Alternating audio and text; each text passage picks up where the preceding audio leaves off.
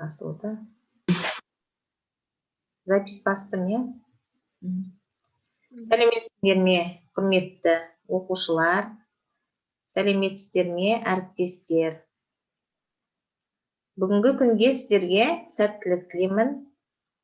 Сабағымызға қош келдіңіздер. Балалар, жалпы өткен сабақта біз сіздермен Несіпбек Айтұлының шығармашылығы туралы толықтай айтып өткенбіз, иә, балалар?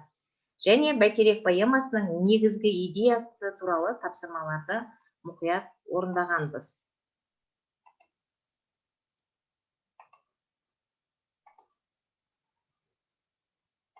Енді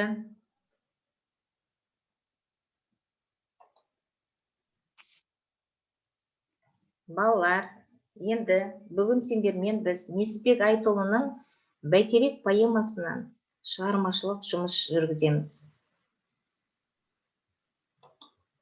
Сабағымыздың оқу мақсаты автор стиліне сүйене отырып шығармашылық жұмыс жазу. Сабағымыздың мақсаты автор стиліне сүйене отырып шығармашылық жұмыс жазасыңдар.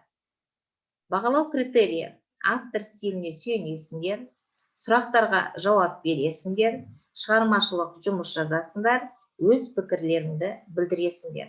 Балалар, сабақтың соңына дейін біз осы мақсатқа жетуіміз керек. Осы бағалау критерийі бойынша жұмыс жүргізуіміз керек, балалар. Енді біз сендермен алдыңғы өткен сабақта Несіпбек Айтұлының Бәйтерек поэмасымен толықтай танысқанбыз, иә? Оқыдық, талдадық. Енді қайтадан қазір есімізге түсіріп алайық, балалар. Аудио нұсқаны.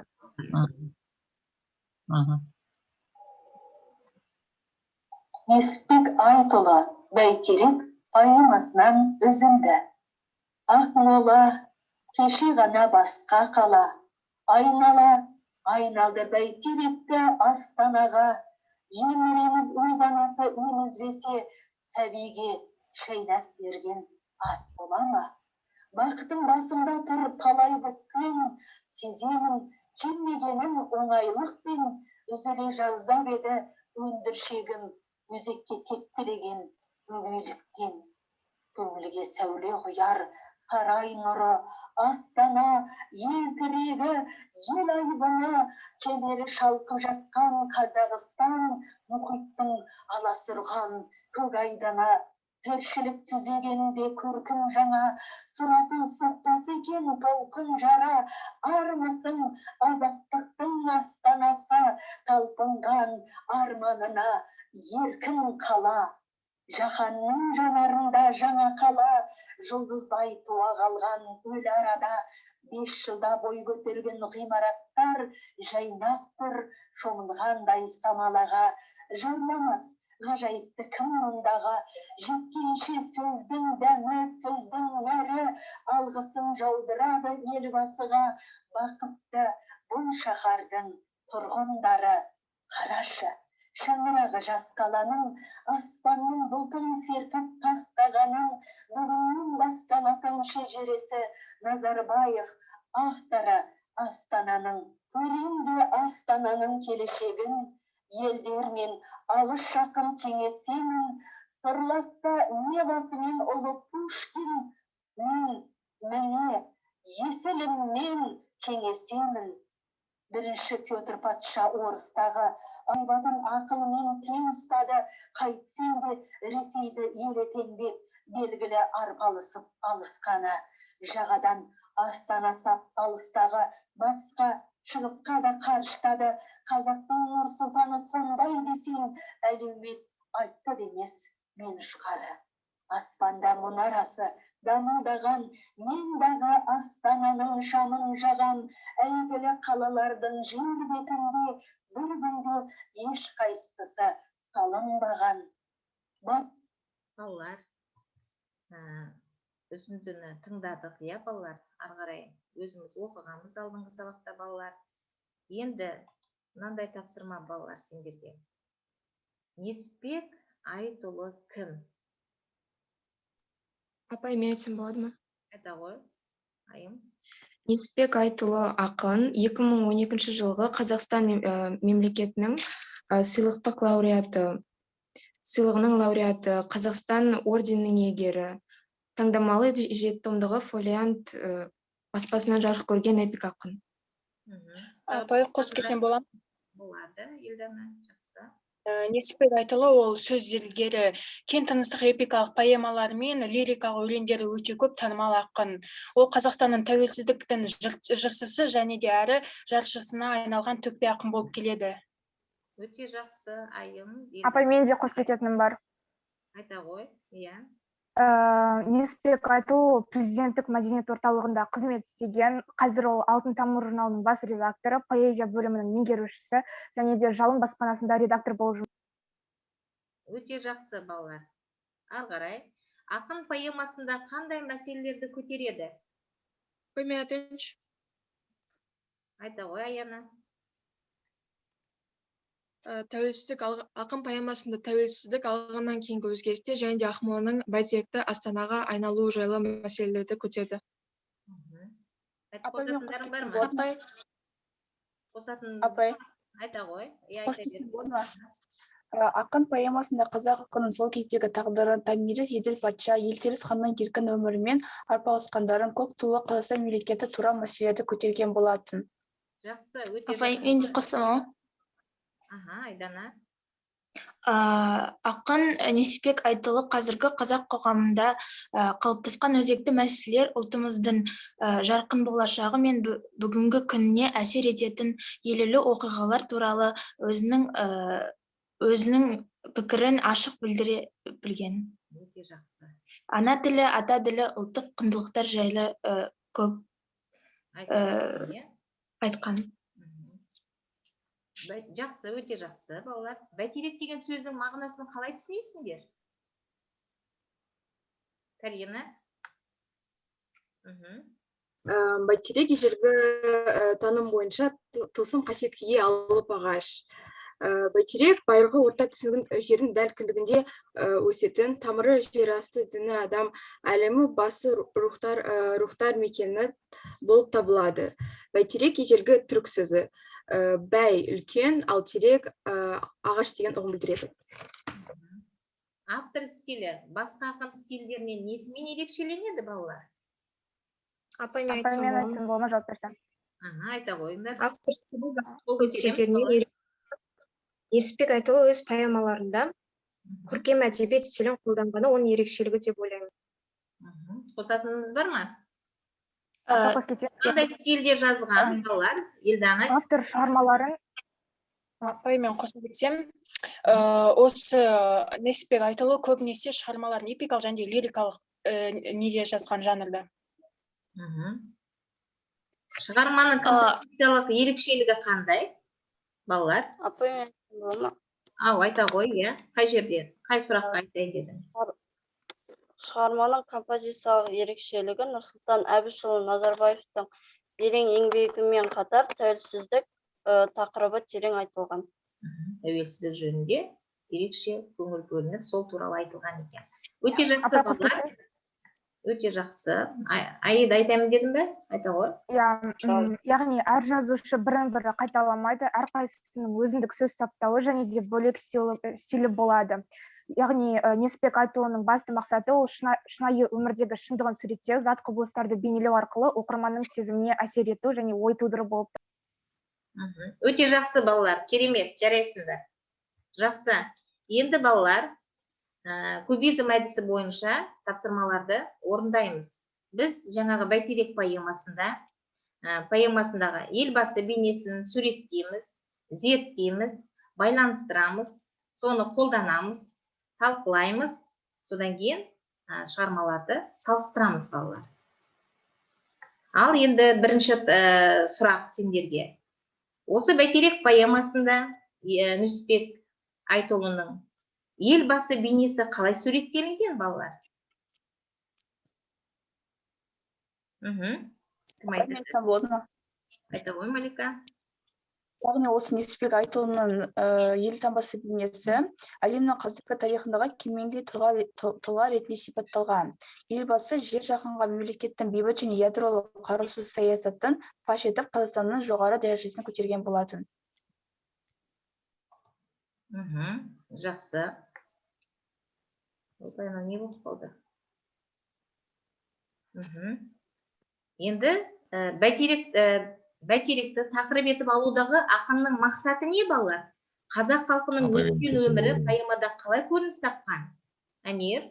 Сюжеттік талдау арқылы жасадым, ол оқиғаның басталуы, яғни түске енген тәуелсіздік патшасы, оқиғаның байланысы ол президент сайлануы және қазақтың тәуелсіздік алуы, оқиғаның дамуы, қазақ халқының қалыптасуына үлес қосқан адамдар, және де оқиғаның шиеленісуі, ол елдің астанасы Ақмолаға ауысуы. Соңына келе оқиғаның шешімі автордың елбасыға ауыс орнауы. Қорытындыда айтарым, іргелі тату мемлекеттің құрылуы. Өте жақсы, Әмир, жақсы. Поэмада қазақ халқының... Екінші зерттеуіңіз дегенге қос кетсем болды ма? Қоса ғой, иә. Яғни бұл тақырыпты алудағы ақынның мақсаты тәуелсіздік пен рухани жаңғыру туралы айтқысы келді. Яғни рухани жаңғыру дегеніміз ол адамзаттың жалпы қазақ халқының бұрынғы, яғни ұмытылып бара жатқан салт дәстүрлерін, әдет-ғұрыптарын қайтадан осы қазіргі қолданысқа келтіру туралы айтқысы келді. Өте жақсы, рухани жаңғыру, иә балалар? Өте жақсы айтып кеттің, Малика, жақсы, керемет. Яғни енді кейіпкер іс-әрекетіне байланысты қандай нақыл сөз, мақал мәтел айтар едіңіздер, балалар? Жаңағы бәйтерек поэмасында қандай кейіпкерлер туралы, кімдер туралы айтылған? Айтайық, қандай кейіпкерлер, кімдер туралы айтылды? Сол кейіпкерлерге байланысты қандай нақыл сөз, мақал мәтел айтар едіңіздер? Яғни ол жерде кейіпкерлер Томирис хан, Еділ патша, Елтеріс хан, Нұрсұлтан Назарбаев, Әбішұлы. Иә, елбасымыз туралы айтылған екен. Жақсы. Енді қол көтеріп айтамыз. Қандай нақыл сөз айтар едіңдер, Малика? Мақал мәтел айтсам болады ма? Бәйтерек поэмасындағы қозғалған мәселе ол тәуелсіздік туралы болады. Яғни ол тәуелсіздік туралы мақал мәтелдер егемен елдің еңсесі биік, тәуелдінің соры қалың, тәуелсіздің бағы басы, тәубенің зоры тәуелсіздік, тәуелсіздік тарих тұлпарының қос тізгіні деген мақал мәтел айтар еді. Жақсы. Құралай, қандай нақыл сөз или мақал мәтел айтайық? Жау жоқта батыр көп, дау жоқта ақыл көп. Тұлпар құлынан, батыр баладан. Бірін болатын елдің, бірін батыр дейді. Болмайтын елдің баласы, бірін қатын дейді. Ақынның қаты өлмейді, батырдың аты өлмейді деген мақал мәтелдер көп, соны айтқым келеді. Өте жақсы, керемет балалар, иә. Шығармадағы сөз кестелерін, ойшықтарын табайық. Апай, нақыл сөз айтсам бола ма? Айта ғой. Яғни батырларымыз ел басына күн туғанда елін жерін қорғап, осы өз өмірлерін қиған. Осыған орай нақыл сөз айтып кетсем, ерлік дегеніміз жан дүниенің ұлы қасиеті, ер жүрек атанған халық өзін мақтаныш етуге тиіс. Жақсы, өте жақсы балалар. Енді шығармадағы сөз кестелерін, айшықтарын табыңыз дейді.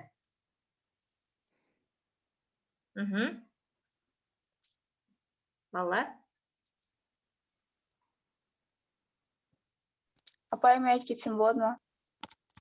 Маликадан басқаларың балалар, бәріміз жұмыс жасаймыз. Атсалысып отырамыз сабаққа балалар. Иә. Айта ғой, Малика. Тыңдаймыз. Яғни бұл жердегі ой айшықтау, тағдырын тәлкек қылып айлалыға таялар талай жолдан таймады ма. Шынжырдан шыр айналып тұрса дағы ит қана семір еді тойғанынан деген ой айшықтары бар. Енді балалар, сендерге мынандай тапсырма. Берілген сөздердің мағынасын талқылаңыз дейді. Пірім, құлқын, пақыр, томаға, тулақтай, тапаңдай, қазауатқа деген сөздерді балалар мағынасын ашыңыздар. Қазір 1-2 минут берем, 1 минуттай берем. Дайын болғандарың айта берулеріне болады.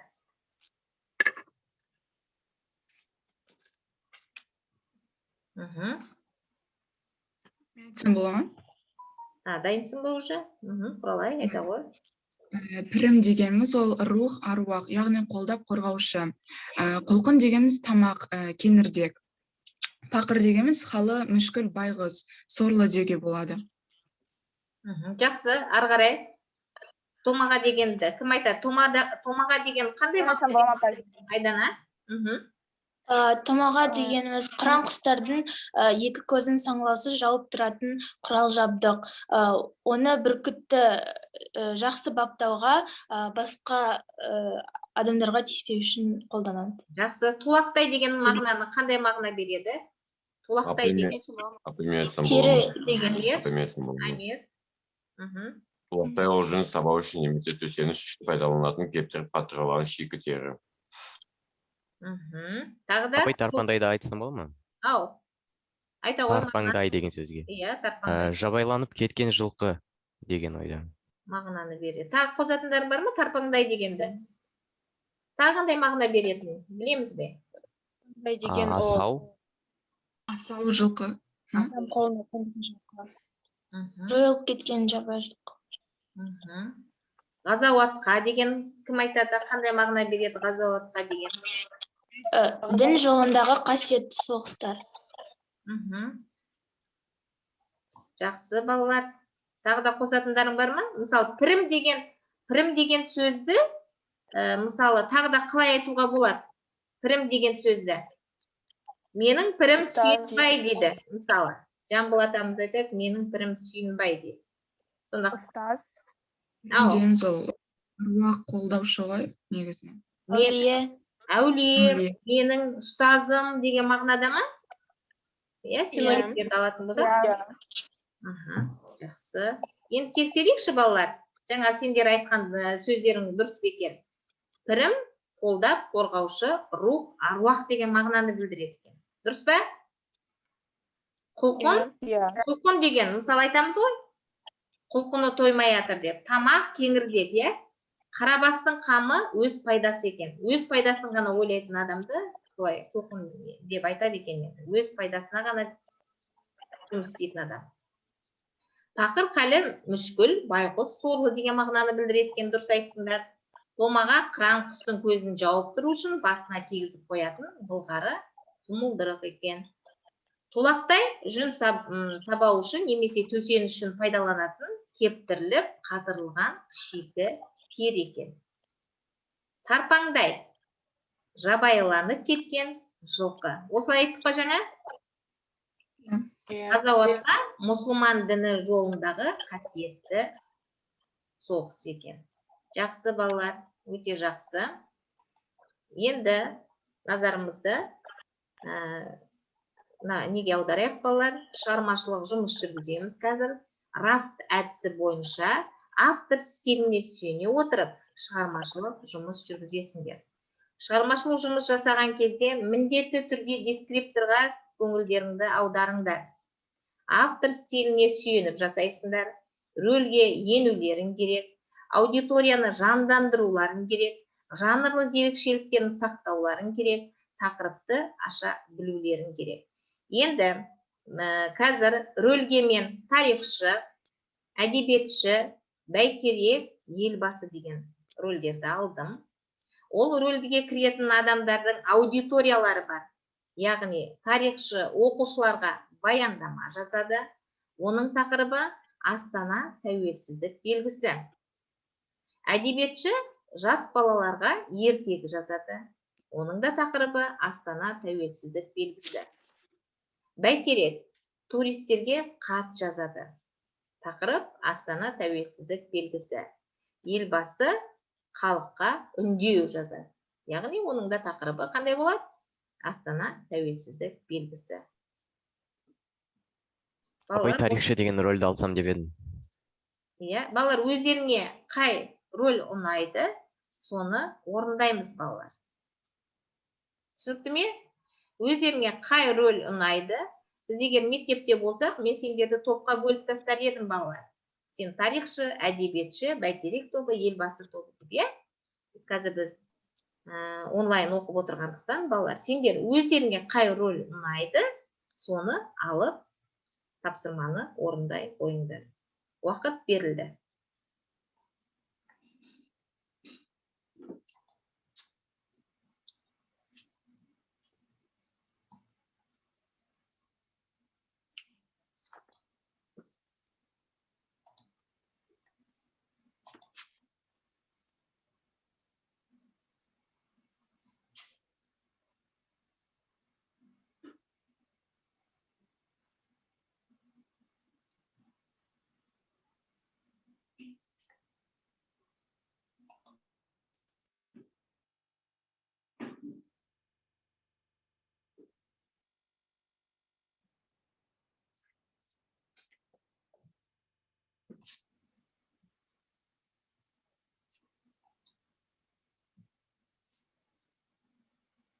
Міндетті түрде дескрипторға назарларыңды аударыңдар.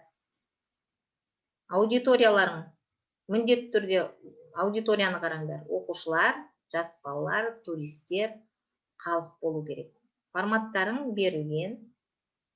Мұқият орындаймыз балалар.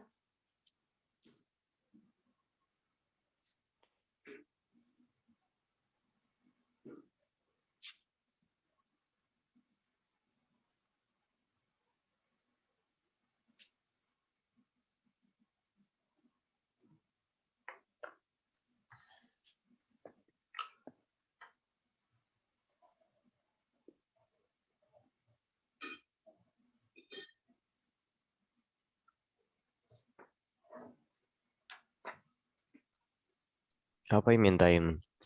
Дайынсың ба? Қай рөлді алдың сен? Мен тарихшы деген рөлді алғам. Тарихшы? Ал, бастайық қой. Қалғанымыз орындаймыз, балалар асықпаймыз, орындаңдар. Марлан, айта ғой. Оқушылар, бүгінде Астана қаласы еліміздің жетістіктерінің айнасы. Астана отанымыздың жүрегі, тәуелсіздіктің тірегі. Нұрсұлтан Әбішұлы Назарбаев тәуелсіздік алғанымызға ширек ғасыр уақыт өтті. Әлемдік тарих үшін бұл әрине көп уақыт емес. Бірақ осы тәуелсіздікте өткен аз уақыт қазақ халқының ғасырлық арманы болады. Сол бабалар арманымызға жетуіміздің біздің ұлы жетістігіміз. Ал ұлы жетістігіміздің асқақ жемісі елордамыз Астана. Қосатынымыз бар ма, балалар? Жақсы, Марлан. Нақты, шағын жазылған баяндама, иә? Өте жақсы, Марлан.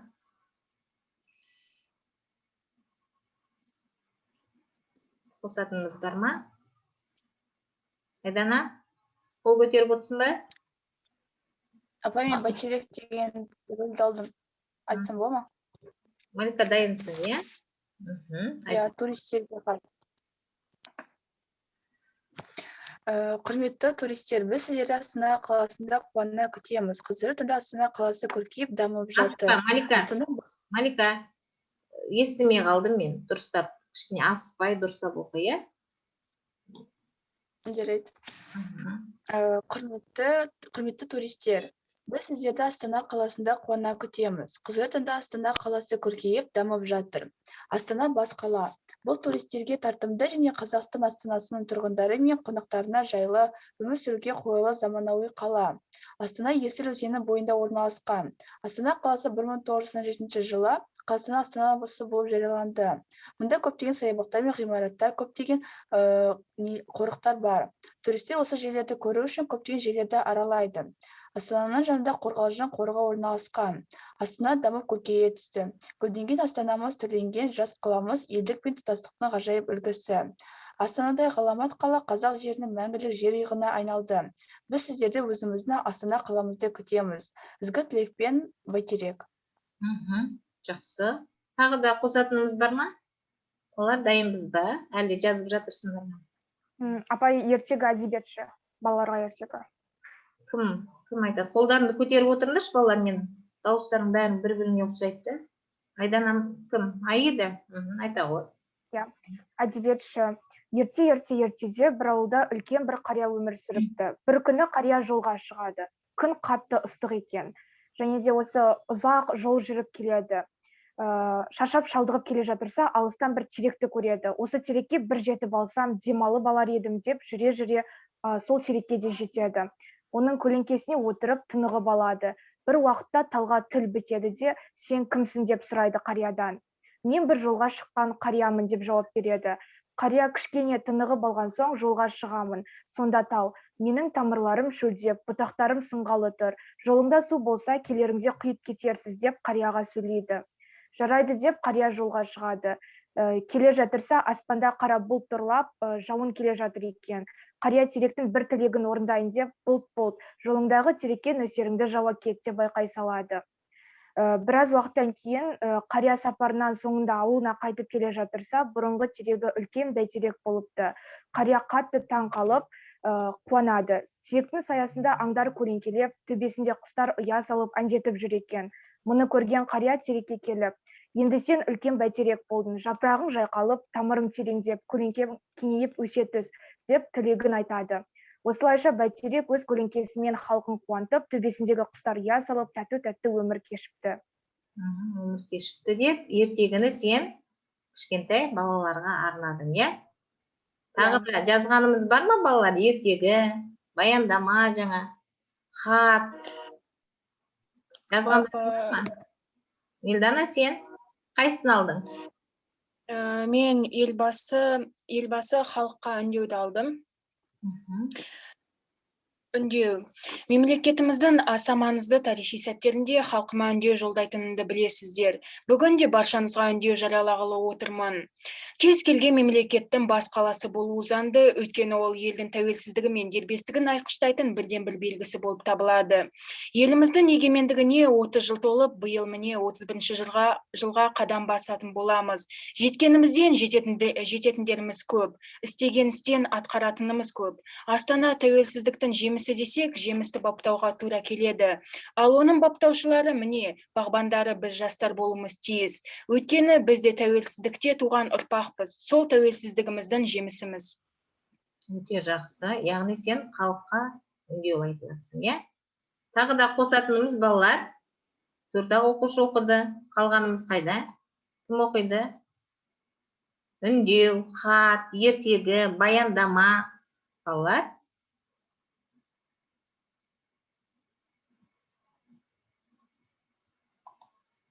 Кім қосады тағы да?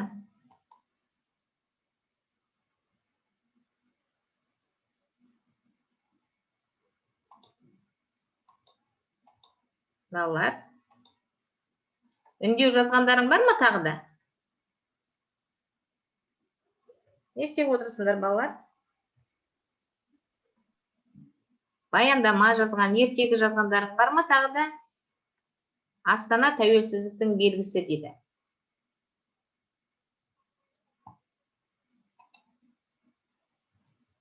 Онда балалар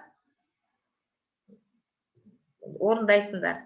Қазір сабаққа келген кезде, ары қарай маған қазір сабақ аяқталғанға дейін жазып үлгеріңдер. Мектепке бірінші сабақ қой, сол кезде маған оқып бересіңдер. Түсінікті ғой?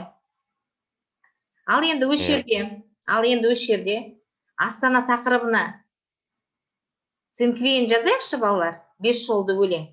Астана тақырыбына. Или Астана тақырыбына байланысты тәуелсіздік белгісіне байланысты 4 шумақ өлең жаза аласыңдар ма? Өздерің ойларыңнан.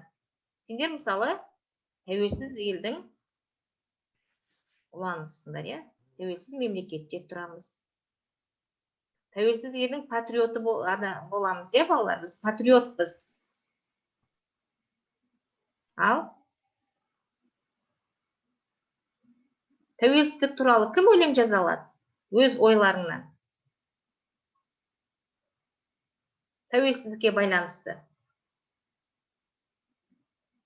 Иә? Уақыт берейін. 4 шумақ қана жазайық. Балалар. Цинквейн оқи берейін ба? Цинквейн айтуға болады. И 4 шумақ өлең тәуелсіздікке байланысты. Айдан дайынсың? Айта берейін ба? Иә, дайынмын.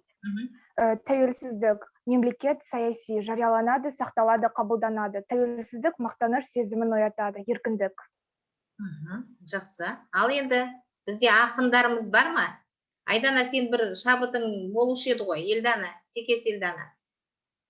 Бір өлең жазып жіберетін өздерің бір нелерің бар ғой, сендердің бір? Апай, қазір бірнеше минут бере тұрыңызшы. Мен оқысам болады ма? Ал, айта ғой. Тақпақ. Тәуелсіздік туралы тақпақ. Қиындықпен келген бізге тәуелсіздік, қорғайықшы еркіндікті біз мәңгілік. Тәуелсіз өмір сүре білейік, бостандықты мәңгі сақтап жүрейік. Жақсы. Бұл сендер өздерің қазір сразу шығарып отырсыңдар, иә балалар, ойдан? Өте жақсы. Иә. Аймер, сен де бір шабытың бар еді ғой, өлең шығаратын?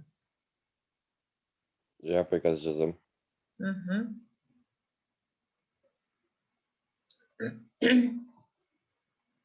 Тезірек жіберейік, балалар. Апай, тақпақ оқысам бола ма? Тәуелсіздік туралы. Ал. тәуелсіздік үшін тігіп бастарын, желтоқсанда шықталанға жастарын, әр ұрпақтың құрбандары жетерлік, дербестікке кім сұрамақ басқа. Өте жақсы. Ейда, өте жақсы. Керемет. Жарайсыңдар. Енді, бар ма балалар? Шығарған өлеңдерің бар ма? Амир, Елдана, Айдана, сендер өздерің сыныпта әрбір тақырыпқа өлең шығарып өздерің. Құралай. Елорда мен Астана, есіммен мен мақтанам, Қазақстанның жүрегі мақтанышым бас қалам. Жарайды. Арға дайындалып отырыңдар, егер өлең шығарып жатсаңдар, қазір сабақтың соңында айта кетеміз, балалар. Біз мына жерде балалар, біз жаңа талқыладық, мына сөздерді. Енді салыстырыңыз дейді. Несіпбек Айтұлының Бәйтерек поэмасы мен Маралтай Ыбыраевтың Көшбасшы поэмасындағы ортақ идеяны салыстырамыз.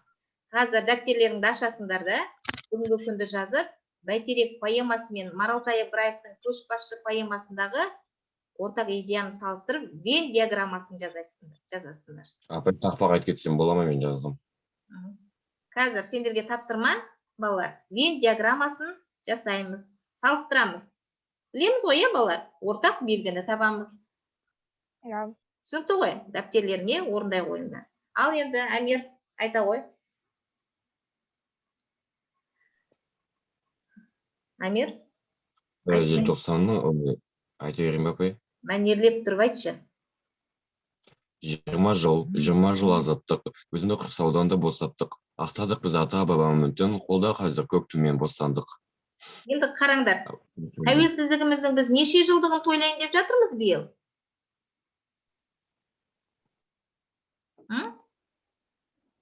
Биыл 31-ші жылды. 31-ші жыл, апай. Тәуелсіздіктің 30 жылдығын тойлаймыз. 30 жылдығын тойлаймыз. 30 жылдығын тойлаймыз. Иә, балалар, 30 жылдығын тойлаймыз тәуелсіздіктің. Ал енді Вен диаграммасын дәптерлеріңе жаза қойыңдар.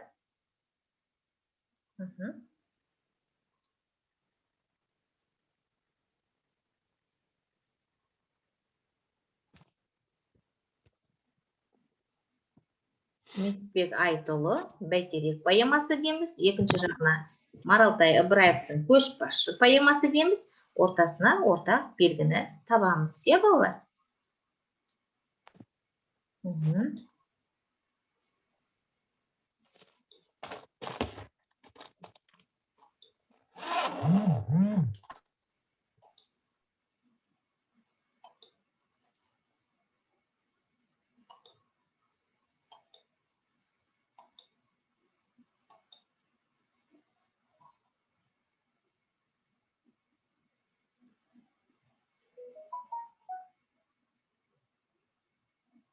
Біз өткенбіз, балалар, Көшбасшы поэмасына тоқталғанбыз. Бәйтерек поэмасын оқыдық, талдадық, тапсырмалар орындадық, негізгі идеялар туралы,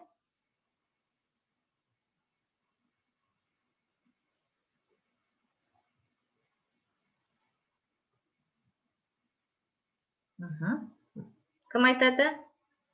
Маликадан басқа тағы да балалар, бәріміз жұмыс жасаймыз. Неге отырмыз, балалар? Карина, Жансая, Аяна, Аяжан, Қаракөз, Марлан. Жұмыс жасаймыз, балалар. Апай айта берейік па? Ал. Яғни осы Қашта Елдананы тыңдайық. Бетімізді ашамыз. Бәйтерек поэмасы тәуелсіздіктің тақырыбына нағыз ақындық шабытпен жырлаумен, кемеліне келіп, кернеуі керіп тұрған көркемдік қуатпен кестелей білумен оқшауланады. Бәйтерек кең құшалды, еркін тынысты, сан қатпарлы шығарма. Ең бастысы, поэманы оқи отырып, сіз ел үшін, ер үшін мақтаныш сезіміне бөлінесіз. Ал екінші поэмада Көшбасшы шығармасында еліміздің тарихы мен көтерген жүгі, арқалаған аманаты, елдің бірлігі, тірлігі, бейбітшілігі туралы жазылған. Бұл поэманың басты идеясы ол тәуелсіз еліміздің тыныштығы деп ойлаймын. Екеуінің ортақ белгісі қандай тақырыпта сөз қозғады? тәуелсіздік туралы. Тәуелсіздік туралы. Өте жақсы. Тағы да қосатынымыз бар ма? Аида? Иә, апай қоссам, яғни осы екі поэмада да осы елдің бірлігін, тірлігін, бейбіт күннің парқын паш етіп сипаттаған, ел мен ел мәртебесін жырлаған және де елбасының республикадағы дамытудағы зор үлесі туралы баяндалған. Екеуі де кім? Несіпбек Айтұлы мен Маралтай Ыбыраев. Екеуі де кім?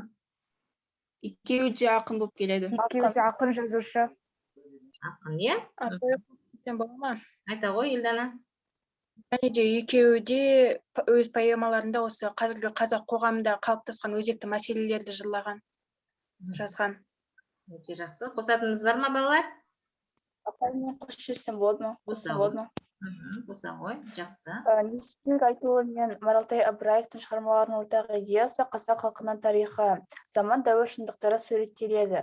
Өз мемлекетіміздегі оқиғалар мен зардаптары, қуаныштары анық байқалады. Және де тәуелсіздікті бірінші орынға қойған ақындар тәуелсіздік оңайшылықпен келмегенін дәлелдеген. Өте жақсы. Өте жақсы Және балалар. апай, және де олар осы қазақ халқының бүгінгі мен кешегін салыстыра отырып елеулі оқиғалар жазған. Яғни бұл жерде де рухани жаңғыруды айтып кетуімізге де болады, иә? Өте жақсы. Енді балалар, шығу билеті, рефлексия жасаймыз, балалар, рефлексия. Сіз бүгін не үйрендіңіз сабақта?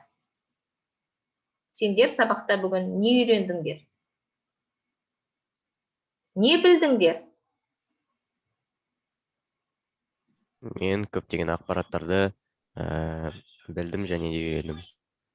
Кімнің ақпары? Кім туралы? Несіпбек Айтұлы. Жақсы, Марлан, ары қарай. Тағы да?